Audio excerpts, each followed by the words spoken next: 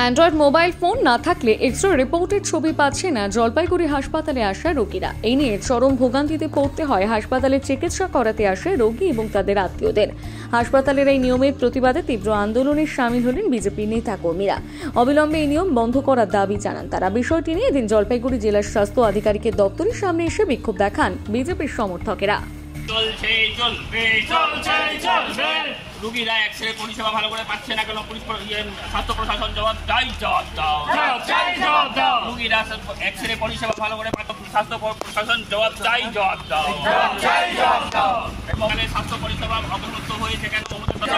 তৃণমূলের শাসনে পশ্চিমবঙ্গে প্রত্যেকটা জেলায় জেলায় স্বাস্থ্য পরিষেবা অবনত হয়ে রয়েছে। যেমন জন্য লড়াই আন্দোলন চলছে।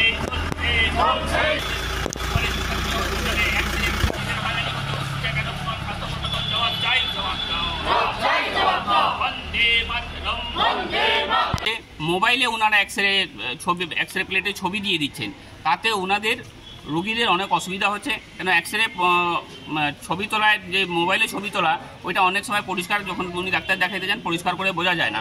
তার জন্য অনেক রোগীদের অনেক হয়রানি হচ্ছে এবং অনেকে আবার মোবাইলও দিচ্ছে না। এখন অনেকের তো গরিব লোকের আপনার অ্যান্ড্রয়েড মোবাইল সেট থাকে না, সেই ক্ষেত্রে ওনারা মোবাইলের ছবিটাও নিতে পারেন না। তো আমরা আজকে এমএসবিপির কাছে এইটার সম্বন্ধেও কথা বলবো যে আপনারা এক্সরে যাতে 10 তলায় যারা রোগীরা আছেন সুপার স্পেশালিটি তারা ওইখানে যাতে এক্সরে পরিষেবাটা পান। এছাড়াও আমাদের অনেকগুলো দাবি দাওয়া আছে, যেমন অ্যাম্বুলেন্স পরিষেবা। বাইরের অ্যাম্বুলেন্স যখন আসে তখন তাদের সাথে ঝগড়াঝঞ্ঝট করা হয়। বাইরের অ্যাম্বুলেন্স যদি কোনো রোগী নিয়ে আসেন তার জন্য পেশেন্ট পার্টিকে হ্যারাসমেন্ট হতে হচ্ছে।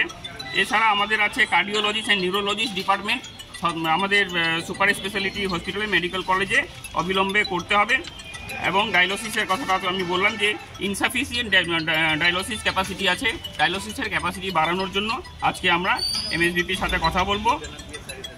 লাইফ সেভিং মেডিসিন পর্যাপ্ত পরিমাণে পাওয়া যায় না, এটা যাতে রোগীদের পর্যাপ্ত পরিমাণে আমাদের এখানে পাওয়া যায় সেটা যেন ওনারা ব্যবস্থা করেন, সেটার সম্বন্ধে আমরা কথা বলবো। এর সাথেও আমাদের অনেকগুলো আছে, মোট আমাদের 10টা দাবি আছে। 10টা দাবি নিয়ে আজকে আমরা এখানে প্রস্তুত হয়েছি। দাবি না মানা হলে কি করবেন আগামী? আজকে আমরা প্রতিনিধিমূলক ডেপুটেশন দিতে এসেছি। আপনারা দেখছেন যে মমতা সরকারের প্রশাসন, পুলিশ প্রশাসন এতটাই ভয় পেয়েছেন যে আমাদের থেকে ওদের সংখ্যা, পুলিশ প্রশাসনের সংখ্যা বেশি হয়ে গেছে। আজকে আমরা প্রতিনিধিমূলক ডেপুটেশন দিতে এসেছি। যদি আমাদের দাবি দাবা অবিলম্বে মানা না হয় তাহলে আমরা কয়েক হাজারের সংখ্যায় এসে ডেপুটেশন দিতে আসবো।